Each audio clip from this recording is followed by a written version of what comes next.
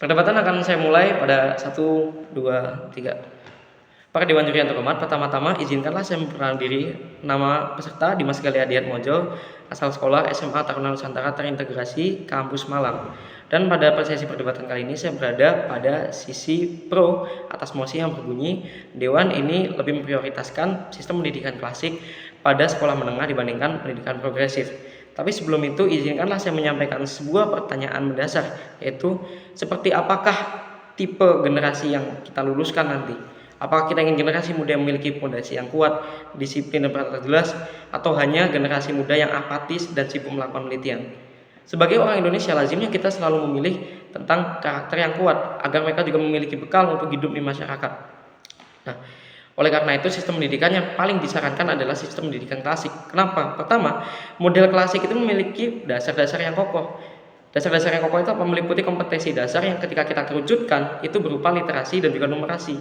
Nah, berbeda dengan sistem pendidikan progresif yang hanya fokus coba-coba, sistem pendidikan progresif ini akan menjadi sangat berbahaya ketika para pelakunya tidak dibekali dengan sistem kompetensi dasar yang ada pada sistem pendidikan klasik.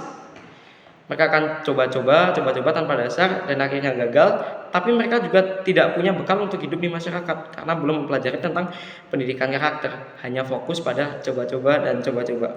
Seperti kasusnya di Finlandia itu sebagai sistem pendidikan terbaik nomor 1 di dunia, justru memprioritaskan tentang literasi dan matematika. Nah, setelah mereka dapat kompetensi dasar itu, mereka akan keluar dan melakukan penelitian-penelitian yang telah matang dengan kompetensi-kompetensi dasar, hasilnya menghasilkan penemuan-penemuan yang sangat baru. Yang kedua, berkaitan dengan karakter, sistem pendidikan klasik itu menekankan pendidikan karakter, sopan santun. Ya, jadi mereka itu tidak hanya belajar tentang kompetensi dasar juga, tapi dibekali dengan sistem moral, melakukan pendekatan yang dekat dengan masyarakat, dan akhirnya mereka adaptif terhadap lingkungan-lingkungan, terutama lingkungan seperti di Indonesia. Nilai disiplin, ketaatan aturan, dan kebiasaan baik itu dapat menekan masalah-masalah nasional saat ini seperti korupsi, kolusi, hoaks, dan sebagainya. Contoh studi kasusnya adalah di Jepang. Di Jepang itu tata sopan santun atau tata norma menjadi fondasi paling kokoh utama sebelum anak-anak terjun dalam pendidikan. Hasilnya apa? Negara Jepang menjadi negara yang jujur, disiplin, dan rentan atau rendah kriminalitas. Yang ketiga, realitas di Indonesia. Banyak guru dan tenaga pendidikan di Indonesia tumbuh dengan sistem pendidikan klasik. Akan menjadi sangat berbahaya ketika kita hidup di antara orang yang tumbuh dengan sistem pendidikan klasik dan kita ganti dengan sistem pendidikan progresif yang akan mengakibatkan terjadi gesekan birokrasi. Anak-anak akan bingung bagaimana cara mengajar yang tidak relevan dengan sistem pendidikan yang mereka ambil. Guru juga bingung bagaimana mereka bisa menilai sisi kompetensi anak karena mereka tidak adaptif terhadap sistem yang sedang berlaku. Akibatnya apa? Sekolah banyak meluluskan lulusan-lulusan yang tidak kompeten. Banyak dari mereka justru tidak bisa kompetensi dasar. Mereka juga tidak mendapatkan apa-apa dari apa yang mereka pelajari sewaktu di sekolah.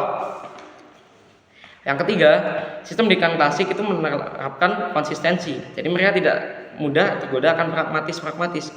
Nah, banyak kasus di sistem pendidikan progresif itu hari ini praktek, besok ganti lagi. Belum selesai praktek, besok ganti lagi. Itu akan membuat anak tidak matang dalam sistem pendidikannya.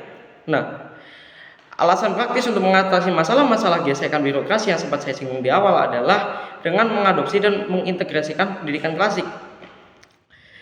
Dunia pendidikan saat ini sudah sangat tertanam model klasik dari ujian sampai ekspektasi orang tua. Oleh karena itu, pendekatannya bijak bukan mengganti metode klasik, tetapi mengintegrasikannya dengan elemen-elemen yang relevan untuk generasi muda, mempertahankan fondasi logika, retorika, dan numerasi, tapi dikombinasikan dengan literasi digital, berpikir kritis, konseptual, dan juga praktek. Nah, dengan cara ini kita menjaga warisan pengetahuan yang dihormati oleh orang tua, sekaligus memberikan siswa keterampilan. Jadi orang tua sebagai mungkin sarana pendidikan pertama akan mudah menurunkan ilmu mereka kepada anak mereka dan tidak terjadi miskomunikasi.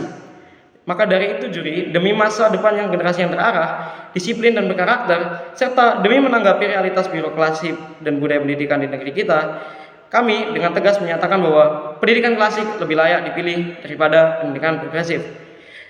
Tim oposisi mungkin akan mengatakan pendidikan klasik melahirkan generasi yang patuh tanpa kritis. Namun kami berargumen sebaliknya. Dengan dasar klasik, generasi muda punya disiplin yang berpikir sebelum berpikir kritis.